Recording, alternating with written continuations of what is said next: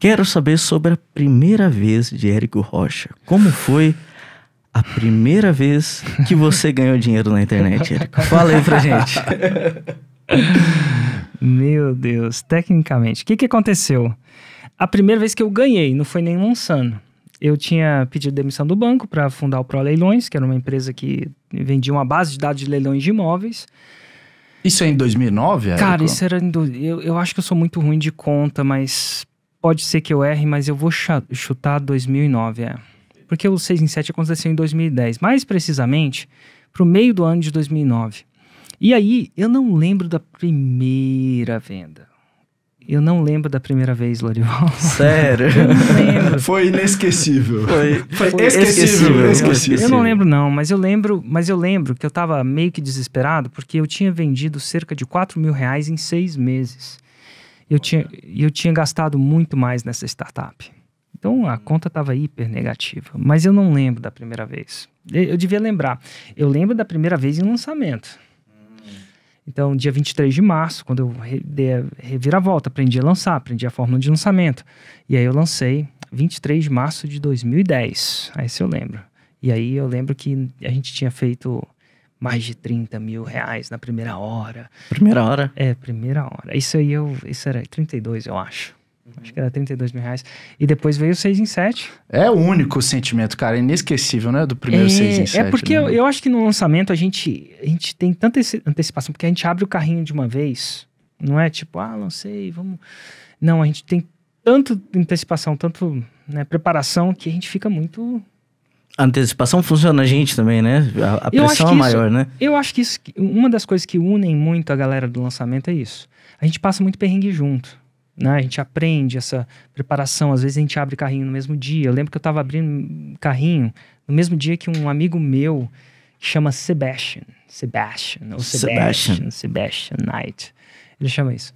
Mas enfim. Mas na minha terra é conhecido como Tião. Tião. O famoso Tião. Cara, o Tião tava abrindo, não era nem um carrinho, ele tava lançando um outro cara que chama Olivier, um cara Roland, e a gente fez meio que 6 em 7 junto. Tipo, é como a gente era da mesma turma da Fórmula lá nos Estados Unidos e a gente fez junto. Cara, foi uma loucura. Eu queria chorar. Eu não consegui, mas eu queria chorar. E por quê? O que foi importante pra você? Era tipo assim, o fato, nossa, ganhei muita grana ou tinha outra parada por trás disso? Eu acho que quando a gente...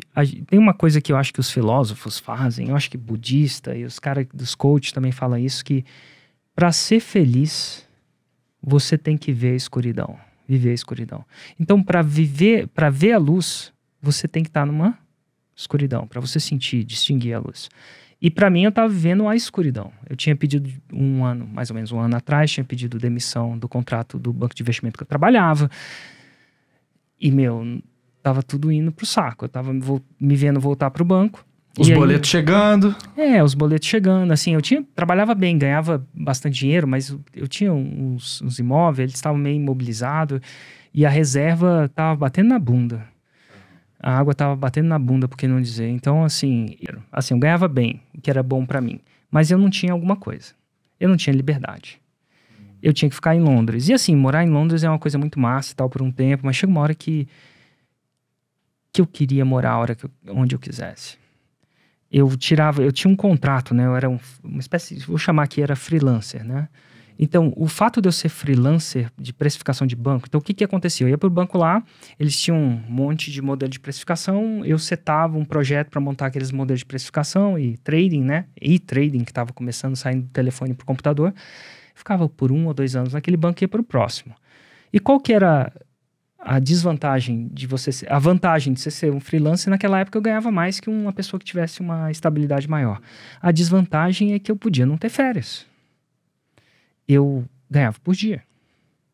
Entre 650 e 850 libras por dia. Por dia. Por dia. Então, assim, isso me fazia não tirar o mínimo de férias possível. Eu lembro de quando... Quem é profissional liberal talvez entenda, tipo... Eu pensava, nossa, se eu conseguir sair amanhã cedo, é melhor do que eu sair hoje à tarde, porque eu perco meio-dia, esse meio-dia, de repente, paga a passagem. Então, era nesse nível. Então, eu Então eu tinha dinheiro, mas eu não tinha essa espécie de liberdade. Eu vivia uma espécie de escuridão. E a escuridão não é eu não ia passar fome. Coitado do Érico, eu ganhava bem antes e tal. Eu acho que ia arrumar um emprego. A gente tende a exagerar muito a nossa escuridão. Mas a minha escuridão era voltar com o rabinho entre as pernas pro banco, num nível menor. Porque quando você sai, você não volta no mesmo nível. Pelo menos eu acreditava que não voltava no mesmo nível. Não saí tão bem assim. Eu meio que sair de um jeito, inclusive você vai sair do seu emprego, você não precisa sair mal. Eu saí mal, tipo, era um suicídio corporativo o jeito que eu fiz. Eu acho que foi muito, talvez imaturo, por que não dizer? Não sei se eu não tinha maturidade, mas foi o jeito que foi. Então, assim, eu tava com um cubo na mão. Então, assim, aquilo me deu... Então, eu vivi um período de escuridão. E quando começou a dar certo, no nível que começou a dar certo, a euforia e a dopamina, quando você vive um período de escuridão, ela é muito mais intensa. Fica com sede, vai pro deserto. Tinha uma amiga minha que subiu, sei lá foi para Machu Picchu, fez a trilha dos 3 dias, aí ela te falou que fez com um amigo meu, Rodolfo, a Lu fez. E aí o que aconteceu? Ela passou muito tempo e estava chegando lá em Machu Picchu. E aí o Rodolfo fez uma parada muito louca. Ela falou que foi a melhor coisa que um homem fez na vida pra ela. Olha isso. Que é isso? Olha só, vamos ver onde tá a régua. régua. O Rodolfo, aí, que né? não era só amigo, não era namorado, não. Tá. Mas, cara, ia funcionar. O que aconteceu? Ele subiu mais rápido, foi nos peruanos que tava vendendo uma Coca-Cola gelada. E quando ela meio que subiu e viu o topo e viu ele tava com a Coca-Cola na mão pra ela. E ela pegou, abriu a Coca-Cola e Coca-Cola, me patrocina. Ganhou um patrocínio. E ele deu a Coca-Cola. Ela falou assim, cara, foi a melhor Coca-Cola da vida dela. Lu Matsura, inclusive o nome dela. Então, assim, a gente viu a escuridão. Ela tava com sede pra caramba. E eu tava com sede pra caramba de dar certo. Porque senão eu ia voltar pra uma vida que eu já conhecia do que ia acontecer, porque eu vivi ela por os últimos 10 anos. Né, daquele tempo. Mas é muito legal você setar qual que é o seu pior cenário, né, Érico? Quando você tá pensando em empreender, em ganhar dinheiro em outra coisa, né? Seu pior cenário... Cara, seu pior cenário você não ia passar fome. Você ia voltar a trabalhar para outra pessoa, outro banco, outra instituição, né? Inclusive, no livro do Tim Ferriss, Trabalho 4 horas por semana, ele tava eu queria pedir demissão, eu lembro que eu desci e escutei um áudio. Olha que louco, desci, tava trabalhando para um banco e eu lembro até hoje onde eu tava quando escutei esse áudio. E no áudio, ele falava assim, quando você vai tomar uma decisão difícil, no áudio do livro dele, Trabalho Quanto, você vai achar lá no áudio, ele fala assim, qual que é a pior situação que pode acontecer? E às vezes saber qual é a pior situação que pode acontecer vai te fazer tomar a decisão, porque tão ruim talvez não seja, comparado com a outra opção. Então, eu lembro de trilhar. A pior situação que eu tinha era mesmo nem conseguir um emprego no banco e voltar para o Brasil e morar na casa da minha mãe.